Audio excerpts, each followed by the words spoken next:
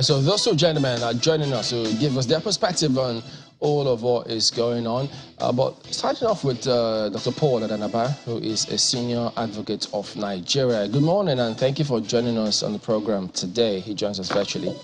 Now, for lawmakers to be divided on this subject matter, it's a bit confusing because many thought it would have been straightforward because they should know what the law says about this policy of the CBN in terms of the limits, how or what the CBN can or cannot do. So give us your immediate thoughts about this matter now. Are you as uncomfortable with this subject matter as some lawmakers are, or are they making a mountain out of a molehill? Thank you, Chamberlain. Well, Nigeria is a democracy with freedom of speech and association and all that. This is a money matter. And you know, when money is in issue, a lot of people will pick up interest and speak. The National Assembly is talking about the money and what the CBN wants to do with the either change of color or the redesign or whatever of the naira. If the CBN have not even started talking about that, has any member of the National Assembly spoken about the state of our currency?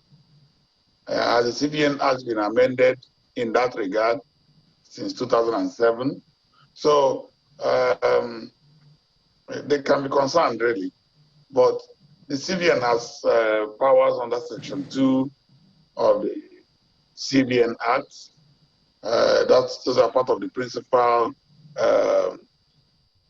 functions of the CBN. The Section 2 of that Act authorizes CBN to issue legal tender or legal currency in the country. So when you go from Section 18 of the CBN Act up to Section 19, you will now see that all that they need to do is to get the approval of the president, and then the CBN can,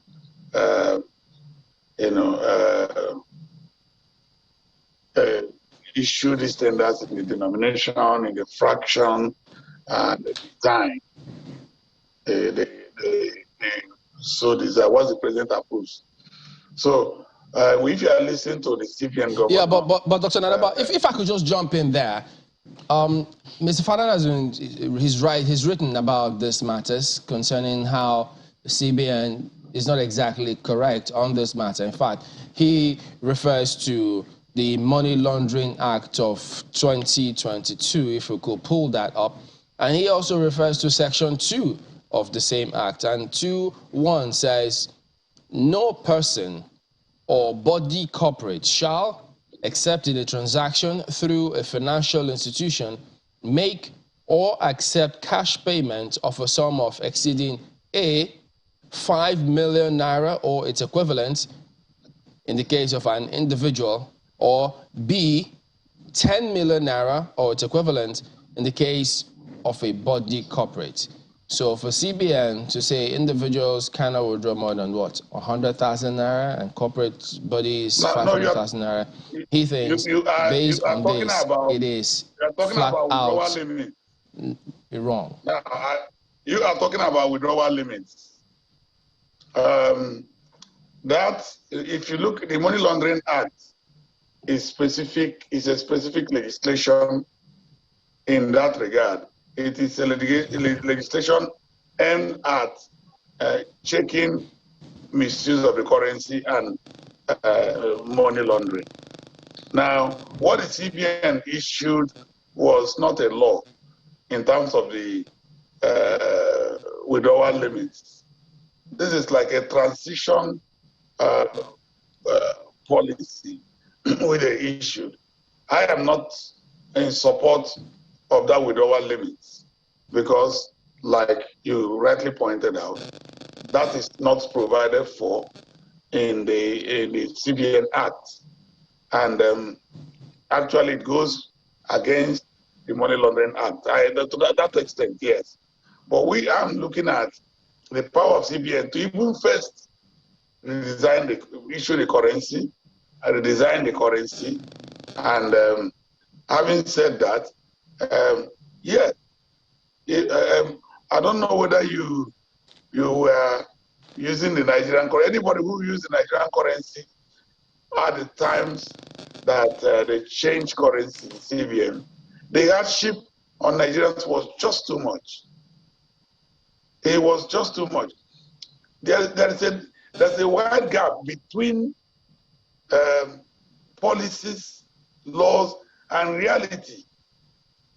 You were saying, okay, how many of Nigerians live in the rural areas where there are no banks?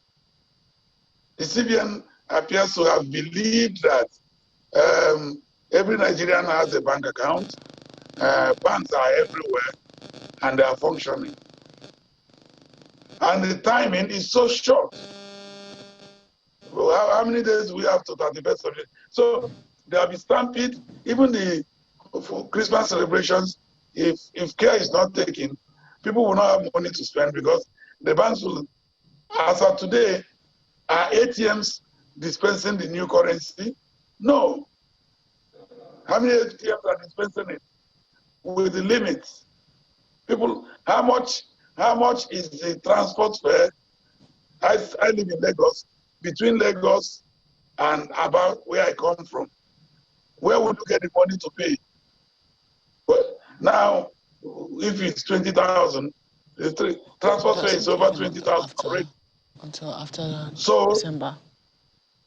I do not support the withdrawal limits. CBN can well redesign, yes, and spread the time. Take the British example. They didn't just suddenly jump on the British citizens within less than 50 days and say, no, you must change the currency, you must have withdrawal limits, all rolled into one. So I think that I agree with Falana on that point. The withdrawal limits, and I also agree with the National Assembly, things should be planned. We know the state of our infrastructure financial-wise, so we should plan out things and carry them out carefully. Of course, you knew that the Minister of Finance also tried to join. If you can hear me, Prof. Good. Yes. Okay, sorry to interrupt you like that. But the withdrawal policy, which the CBN spelled out, is not supposed to kick in until well after the festivities. I think it's supposed to start on the 9th of January. Because a lot of people express this concern, but the 9th of January is now when it's supposed to kickstart this 20,000 naira limit, etc. Do you still, I mean, because by that time the festivities are over, whoever has traveled, perhaps they should be back in town, all of that. Do you think that still holds water? The concerns that, oh, people might not have sufficient money to travel, etc. Well, but let me tell you, I started with the difference between the law policies and reality. Having made that point, having been made, why didn't they start this talking about the policy in January? Many Nigerians would have already started implementing it ahead of that night. That's the point I was making. Such that there will be a lot of problem and confusion. And let me ask you, have you looked at the issue of collection of PVC? How has it fared? Law must be practiced in a culture, in a society. How does our society look at it? Will our society wait until the 9th? Will CBN also roll out, effectively carry it out on the 9th? Before, in the next few days, people have started already gone to that default situation. That's the point I'm making. It will lead to a lot of hardship. What are the backups? If a bank refuses to give you money, look at the foreign exchange part. You want to go and you want to get BT and all that, you want to travel. Does it work in an ideally as it is being portrayed?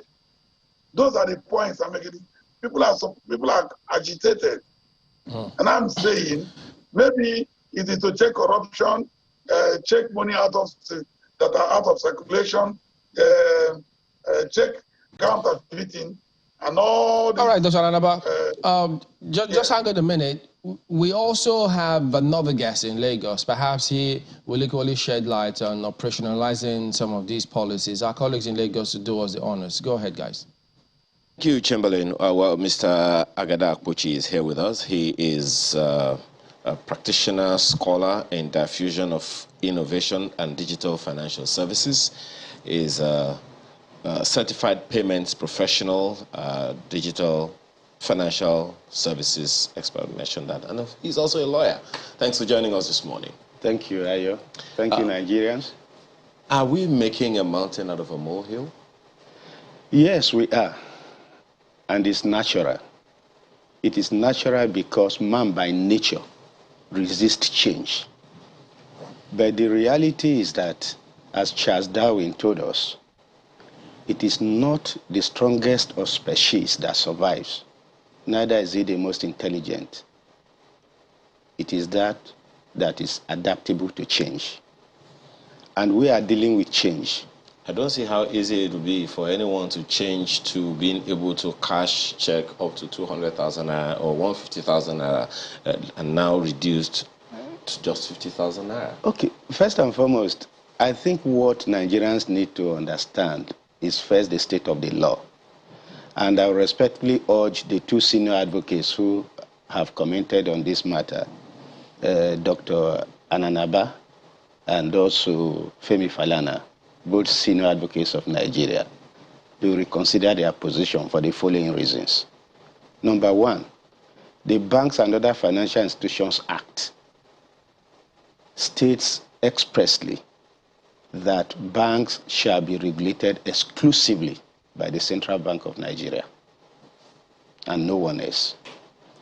Two, the Central Bank of Nigeria Act, which they also refer to, grants independence or autonomy to the central bank. Thirdly, the Money Laundering Prevention and Prohibition Act, which they quoted, should be understood as being different in its provisions from the regulatory framework that the central bank has released. The Money Laundering Act criminalizes transactions above the limit that they have mentioned. The CBN policy does not criminalize withdrawal above the limit that the CBN has set. So why won't this the limit? What's the difference now? So one is a criminal offense. Okay.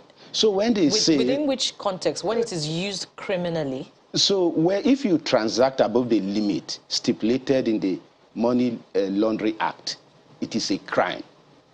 Which is 5 million naira. Yes, 10 and it is naira. forbidden to transact in cash above that limit. In cash? Yes. Okay. The CBN has not attempted to prohibit or criminalize withdrawal above the limit that the CBN has set.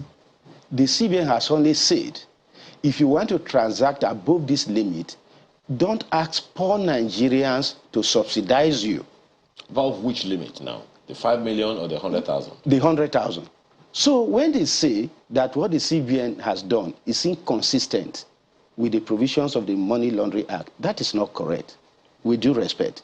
Furthermore, if you Please clarify that. Yeah, that needs to be clarified. Yes, Yeah. I'm staying on that. If you look at the provisions of the Money Laundering Act, it also provides that no institution should engage in activities above such limits as will be stipulated by relevant regulators. So while the policy of the CBN does not criminalize and does not prohibit withdrawal above the limit defined by CBN, that of the Money Laundering Act does. 2, the Money Laundering Act itself provides that limits can still be set outside what has been defined in the Act. So the CBN is simply saying you can go and withdraw as much as you want, but when you do that, you should pay for it. And I've listened. My apologies, and we need that to be clear. Yes. So the CBN is saying you cannot collect anything per week more than 100,000 naira or a maximum of 20,000 naira cash per day. Now, no, the CBN has not said you can't. The CBN says the maximum, just a second, number 3, the maximum cash withdrawal per week via ATM shall be 100,000 naira, subject to a maximum of 20,000 naira cash withdrawal per day. That's the one that's revised December 6, 2022. Ayo, if you look at that circular from the CBN, it provides for different channels of transaction. It's not ATM only. It provides for across the counter. Yeah. It provides for what can happen at what we have now called POS, which means agency banking outlets. And in all, what the CBN has said is if you want to withdraw across the counter in the bank, you are free to, but you pay for the service because there is a cost. And that cost today is being borne by Nigerians. I listened to you earlier before this program where we were talking about subsidy. There is subsidy not only in petroleum products, there is subsidy in cash handling and banking services in Nigeria. And the subsidy is being paid by the poor, for the few, Please explain, for the rich. Explain what that means. Okay, let's look at it. There's this outcry about people who are unbanked, about the majority in the rural area. Yes. That supports the CBN policy. It is actually not against it. Those who say so do not appreciate that the very essence of the CBN policy is not to prevent those people from being included. Additionally, if you are not banked, then you cannot go to the bank to make a withdrawal, and you will then not have to pay the service fee that the CBN has asked banks to charge. But it prevents them to the extent that these unbanked, the CBN has not taken into consideration their literacy levels. You know, how many people can carry out, can execute a transaction with their, devices, mobile devices? No, They're what not I'm saying educated to to that you, level. what I'm saying to you is that the CBN regulation applies only to the banked. It does not apply to the unbanked. Because but the goal is to go cashless. If you are not to banked, encourage digital transactions. If you are not banked, then you can't be paying the charges that the CBN has asked banks to charge. We need to understand that. Additionally, and this is very fundamental, the CBN has been very intentional, and we must commend them. Just as they are also criticized for certain activities, we must learn to commend where we should. The CBN has not introduced additional charges for deposit. So what the CBN has done is to say, there are people who are excluded. There's high rate of financial exclusion in Nigeria. Let's encourage them to bring their money in. When they bring their money in, don't impose additional charges. When the money is within the system, to ensure that the money is kept within the system for the benefit of the economy, for the benefit of Nigerians, particularly the poor masses, you should transact electronically. However, if there is a reason why you will transact with cash, with large cash, please pay for it. Don't ask the central bank, the banking system, and the poor Nigerian populace to subsidize it.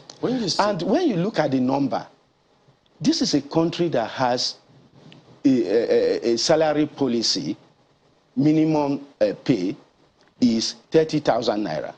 And we are talking of withdrawal of 100,000 naira in a week. That is 400,000 naira in a month.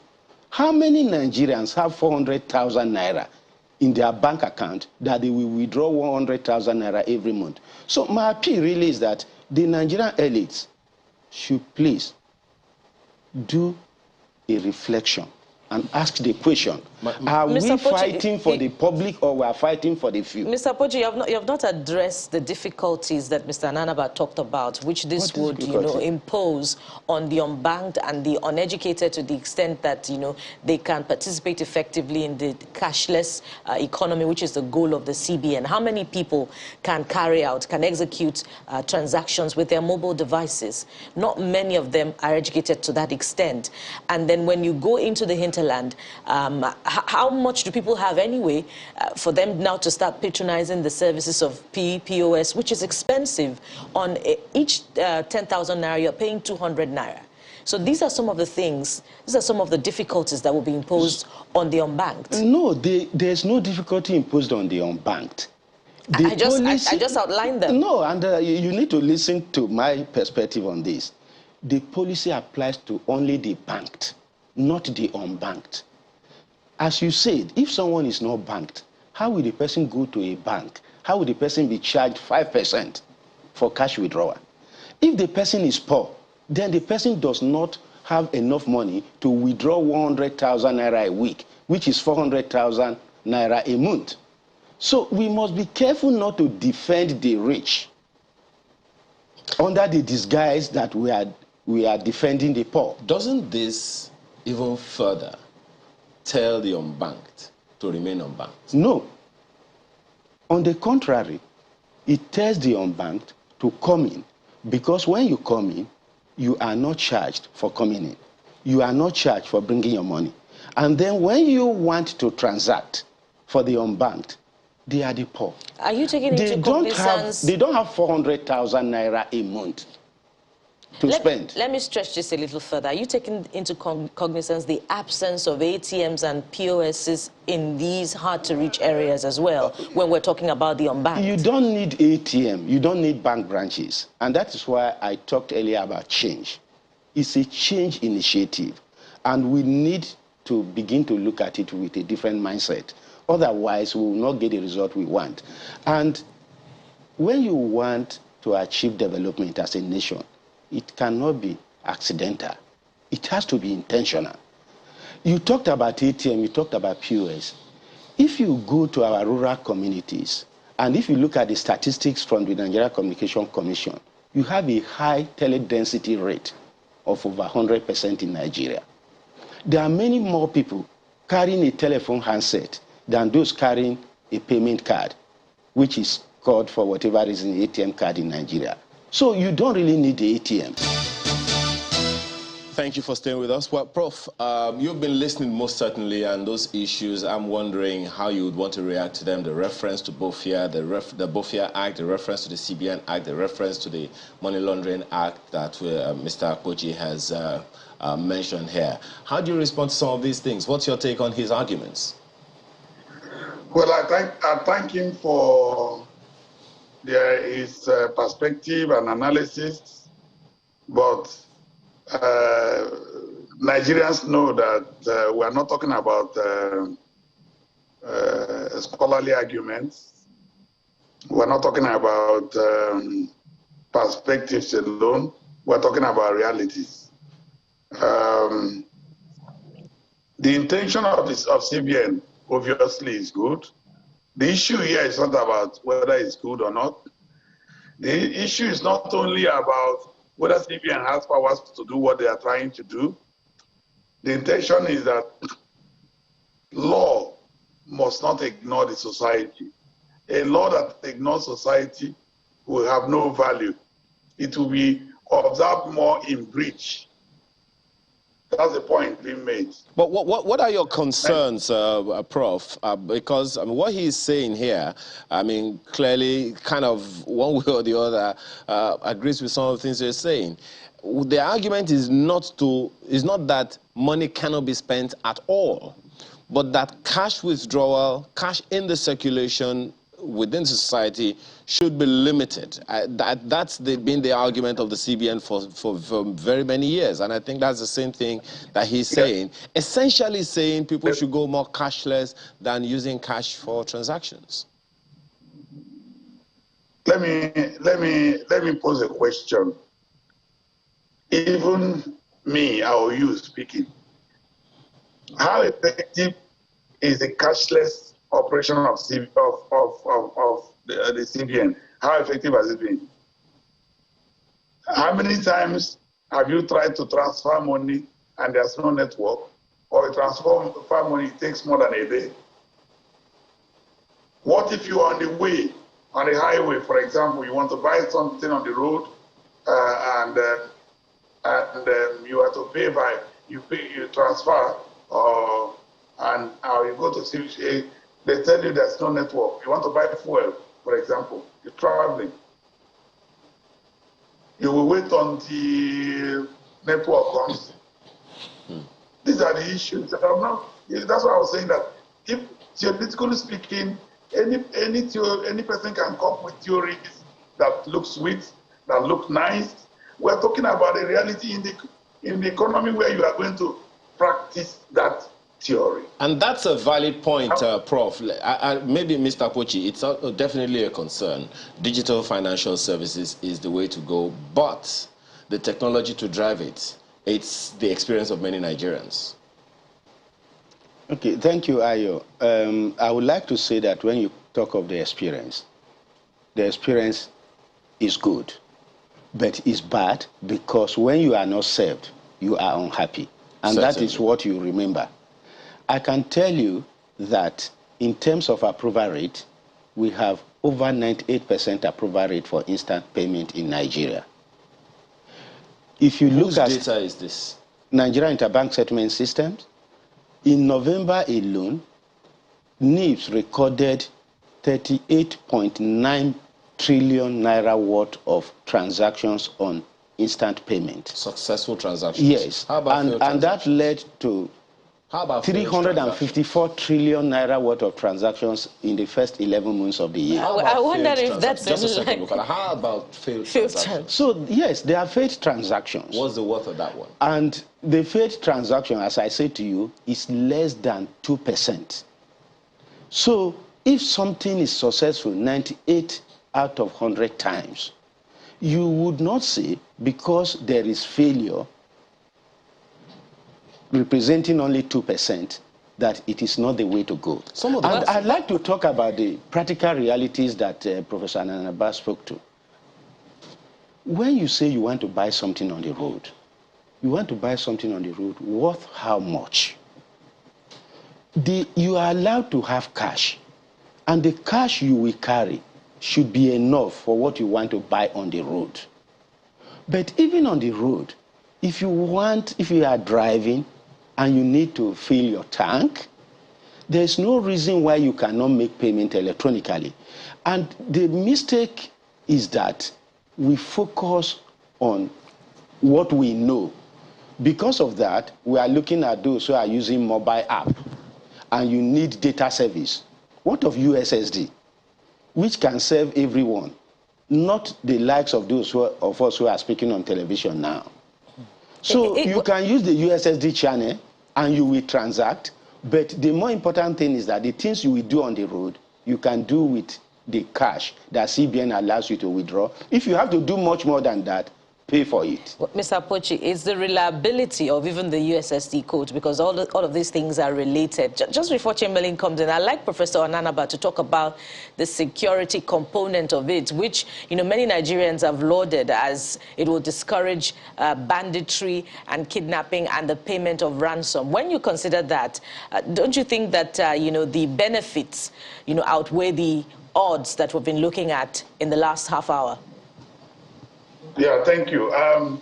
Let me start with what my brother was saying.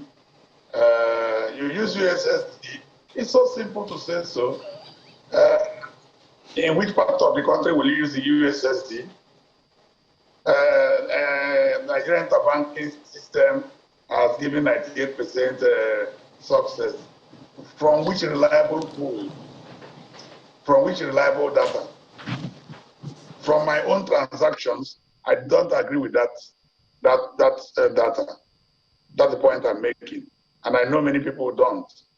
I know when I will stay for even a whole day, I can't even make transactions. The ones that never went through, we're not talking about failed transactions. When you are told there's no network. You drive, even in the city of Lagos, you drive into a filling station, you want to buy, but they say, our POS is not working. How many of them use even the POS now? Now you say you have cash. How much cash will you have? Is it, I'm just using petrol alone. What if you have your tires bust or something? I'm just using those ones. Go beyond that, inside the village. So if you get into the village market, you will tell the woman, the old woman, you are making transactions.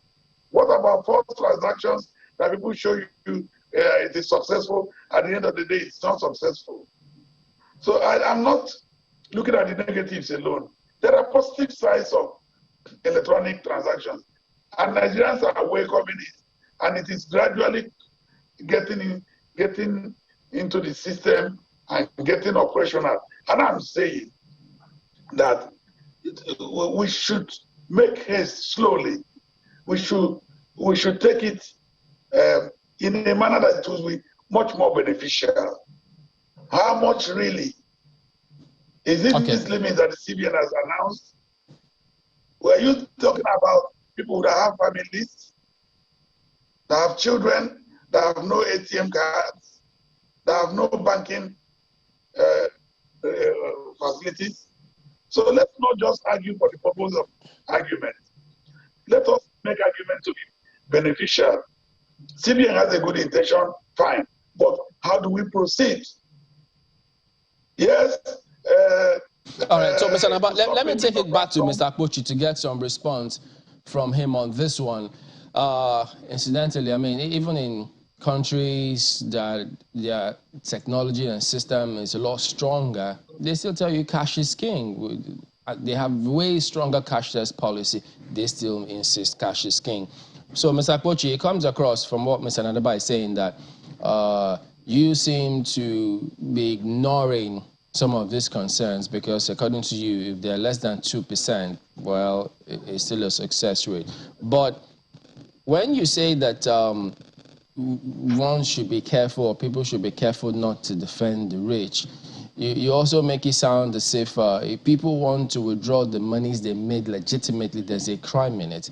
And don't forget the intention that the CBN said. And what the CBN governor has also said previously was they'll make it difficult for persons who are trying to fill certain form or to take a certain amount of money. You have to. So intentions also matter when they look at all of these things. Besides, the lawmakers are not saying forget about this policy completely from what we've seen and read.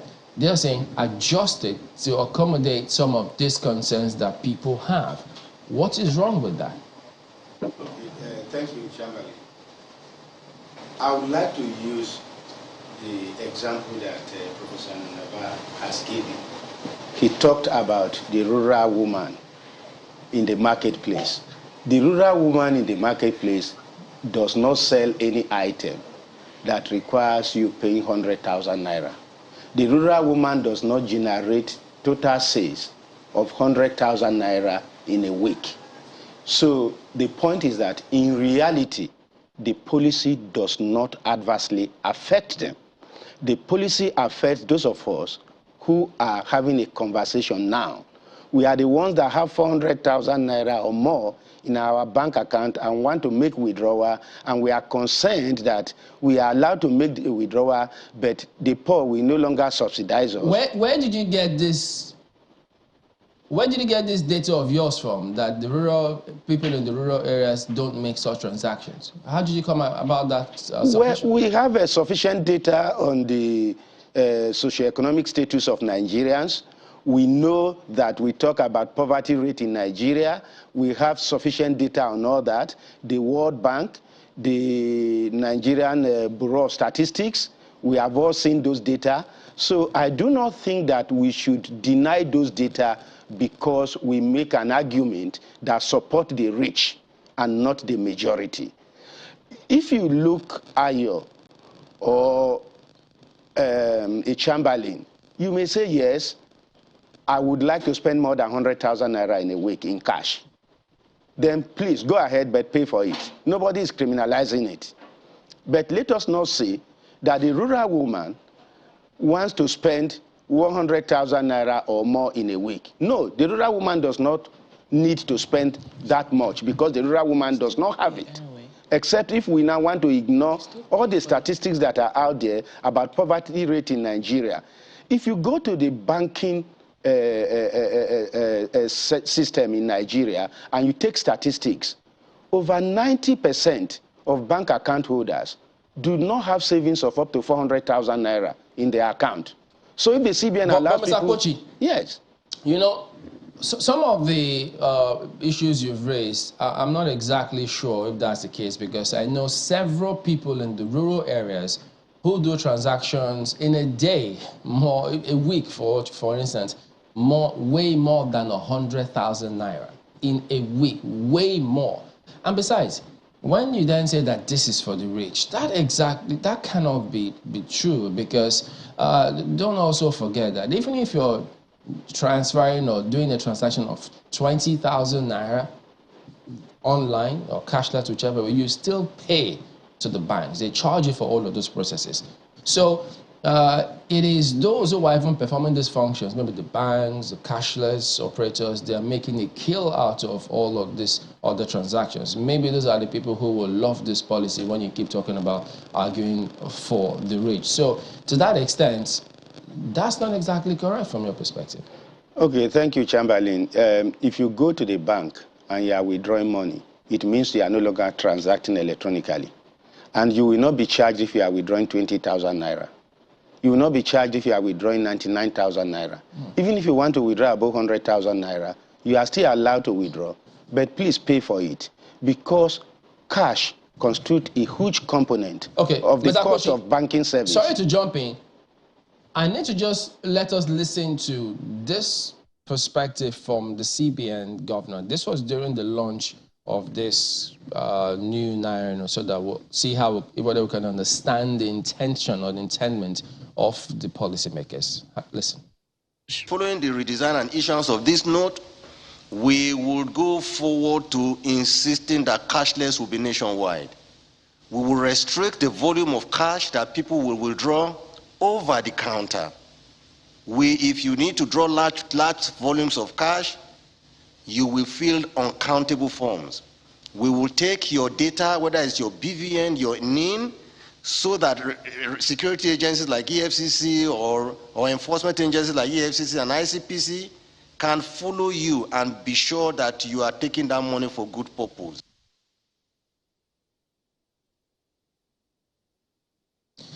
So what do we make of that for intention? Add to that, because this morning, when we also see that the EFCC saying that they've recovered 30 billion naira from someone who is facing charges or being tried for having stolen probably in the realm of 80 billion naira. Cashless, so to speak. So what do you make of all of that? Okay, thank you. I think you have spoken very well in support of the CBN policy. I say so because if the intention is to limit money laundering, if the intention is to prevent crime, then all of us should support it. If anyone engages in crime, then we have no reason to defend them. We have no reason to create a safe haven for them. If you want to transact, go and declare the reasons why you want to transact. That is what the CBN governor has said. And I'm not sure any Nigerian in good conscience will speak up against that. So those of us who want to transact legitimately have nothing to fear. We should go ahead and transact. And it is not a crime to transact. You pay for it and you should be able to declare it. That is what the CBN governor has said. Now, you talked about recovery of public funds from someone who is suspected to have stolen money. If that is an outcome of a policy such as that which the CBN has announced, then it is good. But I would like us to make a distinction between the redesign of the Naira notes and cash withdrawal limit. They are two separate things. Cash withdrawal limit can apply whether or not the Naira is redesigned. So they are two separate things. There are several issues around withdrawal limit as opposed to redesign of the Naira. And I would like us to focus on withdrawal limit. And the limit to withdrawal is No, I mean, even though you say, can you hear me? I can hear you. Okay, just quickly, I wanted to ask you, if this limits have been, taken into cognizance inflation and what the money can actually buy. Do you think that in your own estimation, the limits imposed by the CBN in terms of cash withdrawal limits have taken into cognizance inflation that we've witnessed in recent times and the kinds of transactions that people have had to do perhaps with cash, even within the cities? Yes, I think it has taken that into consideration. And I say so because if you have 100,000 Naira a week and 400,000 Naira a month, no matter the high rate of inflation, it is enough for you to transact in cash. That does not mean that you have no other means of payment. You can issue checks, you can transact through electronic means, you can also give a written instruction to your bank to transfer money.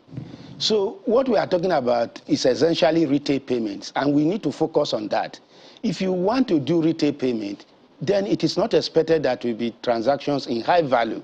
But if you want to buy an item of high value, then by all means, use other means of payment than cash. But if cash is so important to you, please pay for it. Don't ask the majority of Nigerians to subsidize you. And if there should be subsidy, the subsidy should go to the poor and not the rich. And I'll continue to reiterate that only few Nigerians have up to 400,000 Naira to spend on monthly basis, which translates to 100,000 Naira weekly. So we must look at the policy from the Central Bank of Nigeria against the background of the data we have on socioeconomic conditions of Nigerians. Except if someone is telling me that majority of Nigerians have over 400,000 Naira to spend in a month. Who are those who pay the bulk of the taxes now from the data you have when you keep saying, well, the rich, the rich? Isn't it for some of those who have those funds that pay a lot more of the taxes? But as we wind down on this one, let me get Dr. Nanaba to respond or give his concluding thoughts as we wrap up. Dr. Nanaba, let's say your final thoughts on this matter. Well, my final thought is that we all mean well for the country, and we cannot run this country based on opinion poll and data has been read out today in this program. Many of those data that we are talking about are not verified and are not verified. They are not realistic. I agree that the central bank has a duty to reduce cash in the system. In the first place, where was the central bank when the cash got over about 3 trillion came out of circulation? Came into circulation outside the banking system. Where were they? If they want to mop up and reduce cash. My brother is saying, oh, the diverse redesign of the Naira and the cashless withdrawal. They are all happening within the same period. That's the premise we started from. The poor that we are saying today that are the beneficiaries of cash withdrawal limits, and the rich should pay. Where has the poor benefited from it? Right from my primary school days, we were told that policies of government is for a better future for me, for the poor, for younger ones who are coming up. Where is health for all 1990? Where is health for all 2000? Where is health for all 2010? Where is health for all 2020? Welfare for all everything.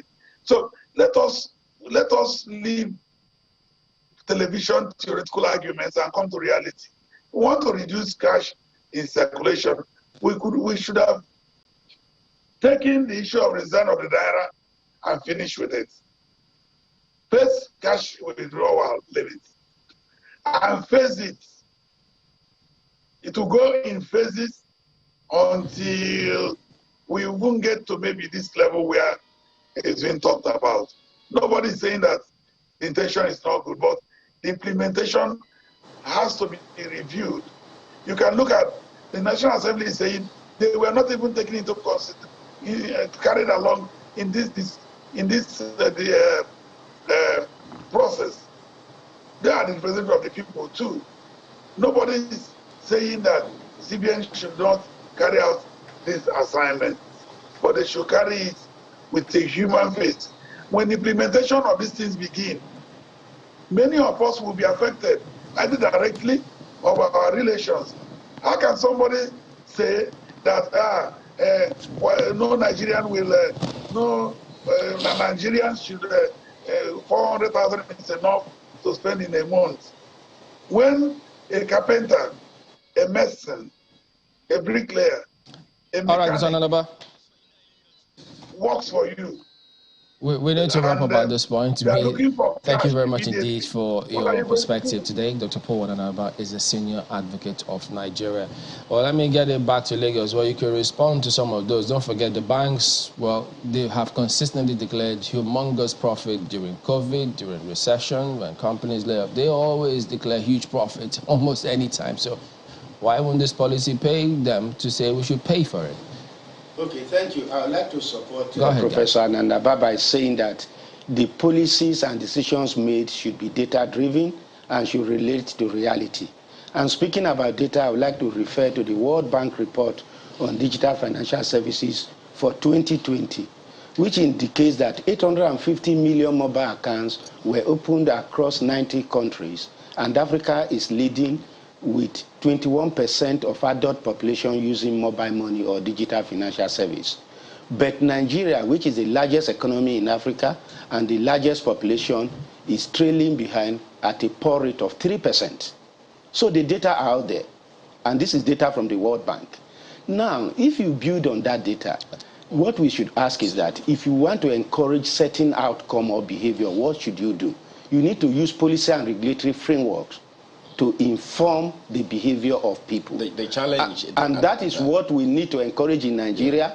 So I will ask Professor Anandaba, all of us who are participating in this conversation, and Nigerians, the elites, to please support this policy for the good of Nigeria and the majority of Nigerians. Perhaps then you would also agree that the CBN and those of you in the digital financial services sector should deepen the financial services framework so that people have ease, because go on Twitter now, people are up in arms against this policy because of their experience, which we spoke to about the other time. Unfortunately, we're out of time. We have to go now. Agada Akpochi is a digital financial services expert as well as a lawyer. Thank you so much for being here. Thank you for having me. Thank you, Nigerians.